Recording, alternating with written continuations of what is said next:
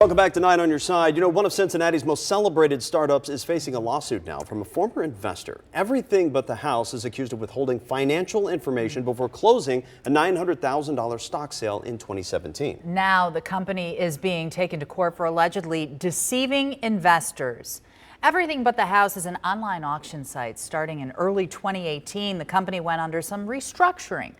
First in March, a new CEO was brought in to accelerate the company's growth. In April, the company announced it was eliminating 30% of its local jobs. Joining me now to flush out more about Everything But the House is Dan Monk, who wrote the article on WCPO. And Dan, I have to ask you first, how does this trickle down to everyday Ohioans, this story? Well, this was an important startup, or is an important startup for Cincinnati, because it was one of the few that not only generated a bunch of jobs, they were up to 1,000 jobs at one point. Which is not insignificant. Right, yeah. Yeah. And they also were pretty good at raising money from outside the region, which is one of the things they're trying to achieve with the startup community here. So how is the suit going to impact all of this? Well, we'll have to see how it all plays out. These suits are not easy to prove.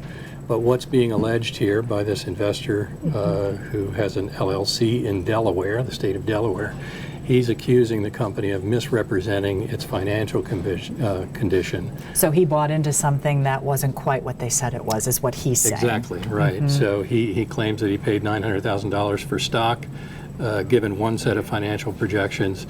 After he bought the stock, they gave him another set of financial projections. How incumbent is it upon an investor to know what he or she is getting into? Well, a lot of these kinds of deals involving privately held companies are meant to be sold to what's called accredited investors. These are sophisticated investors who have a certain net worth, and they're expected to do their own due diligence. So that'll be a hurdle this individual will have to clear in order for him to succeed in a lawsuit.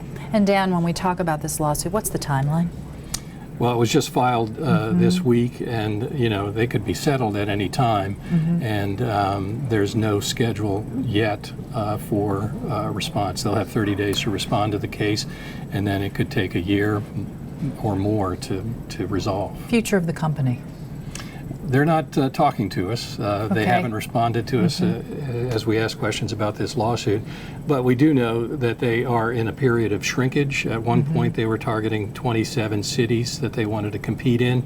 Now that's down to 10. At one point, they had 1,000 jobs. Now it's fewer than 500. All right. Dan Monk, thank you. Thanks. And if you'd like to read more about this, all you have to do is go to WCPO.com. Craig.